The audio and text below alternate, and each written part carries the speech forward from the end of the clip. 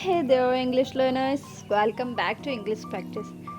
Yesterday we explored vocabulary and pronunciation. Okay, today we are going to tackle the basic of English grammar tenses.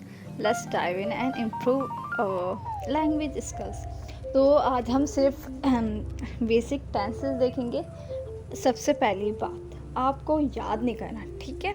ये subject verb and object ये सब याद करने की ज़रूरत नहीं है. मैं हूँ ना, I will tell you everything.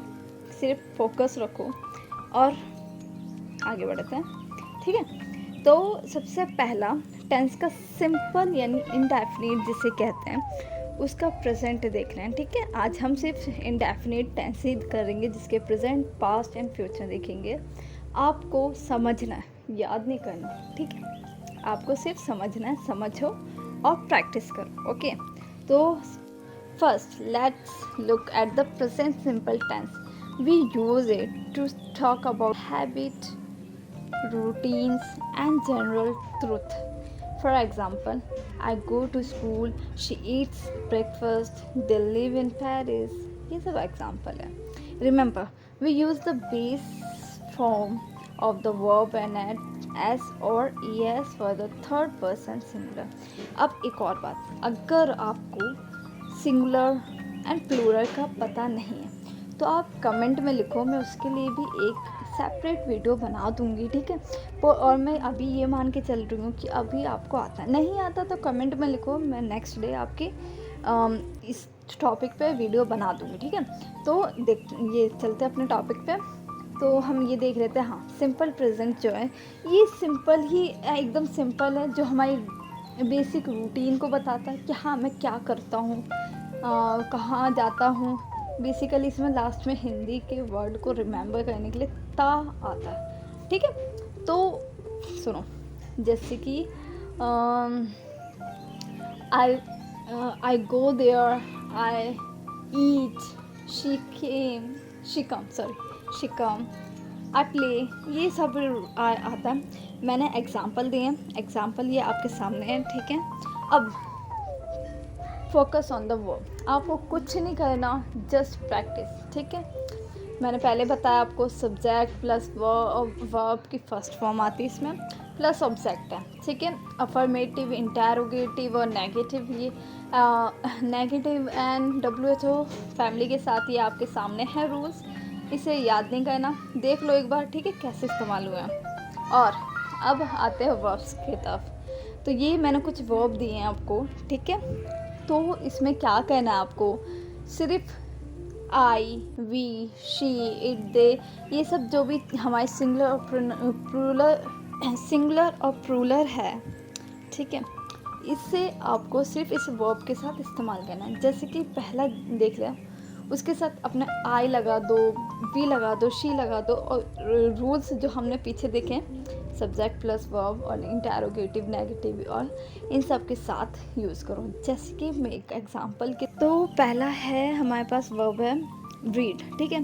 तो I read, I don't read, do I read. और एक और बात, जब सिंपल प्रेजेंट टेंस होता है तो उसमें डू डज भी आता है. डू डज भी अकॉर्डिंग टू सिंगुलर और प्लूरल के साथ लगता है, ठीक है, ठीक है. और हाँ, कहाँ थे हम थे she does read, she doesn't read, does she read. ऐसे करके आपको अप्लाई करना है इन सभी वर्ब्स के साथ, ठीक है. समझ आ गया, बस प्रैक्टिस करो, आपको बोलना है, ठीक है. याद नहीं करना. English just an language and you don't need to learn it, you have to speak, just speak it, okay. Finally, let's look at the past simple tense.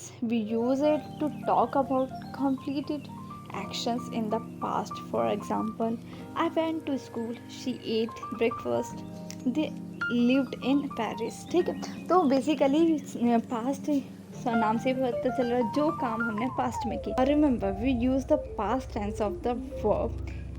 Add E D हम कहते हैं, वर्ब की सेकंड फॉर्म बेसिकली लगती है इसमें, ठीक है. और इसमें भी आपको मैंने कुछ एग्जांपल दिए. इसका स्ट्रक्चर है सब्जेक्ट प्लस वर्ब की सेकंड फॉर्म एंड ऑब्जेक्ट, ठीक है. और इसमें प्रेजेंट में डू डज लगता है, इसमें डिड लग जाता है, ठीक है. और आपके पास स्ट्रक्चर है सामने।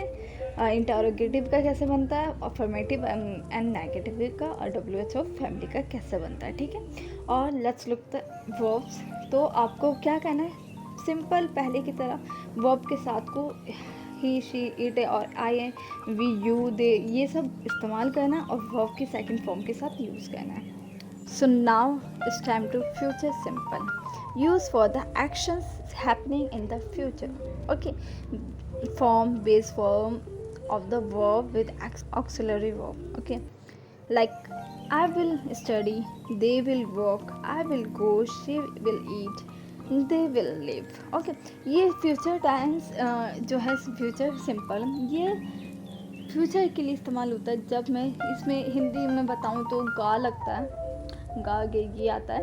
तो इसमें क्या होता है कि हम जो काम फ्यूचर में करने वाले हैं, सिंपली वो चीज़ आती है। आपके सामने स्ट्रक्चर है, कुछ नहीं करना, बस बिल लगा देना है, ठीक है। Follow the structure and practice.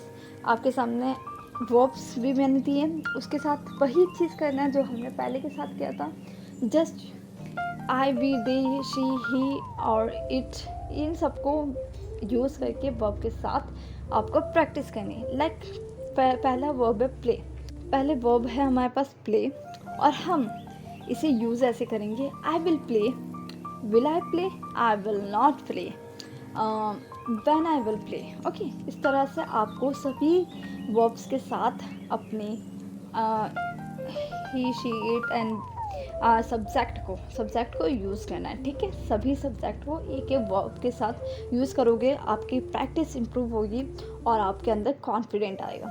मेरा मकसद, मोटिव यही है इस वीडियो को बनाने का या इस सीरीज़ को स्टार्ट करने का, कि आप सीखो, बोलो, याद मत करो। वैसे भी बहुत सी वीडियोस हैं जो आपको सिखा रही हैं, जो आपको याद करा रही हैं, but English is a language, and जितना आप बोलोगे, जितना आप प्रैक्टिस करोगे, उस ये चीज़ आपकी इम्प्रूव होगी, आपको आएगा, बोलना आएगा, ठीक है। जब तक आप बोलोगे नहीं, सीखोगे कैसे बोलना, ठीक है।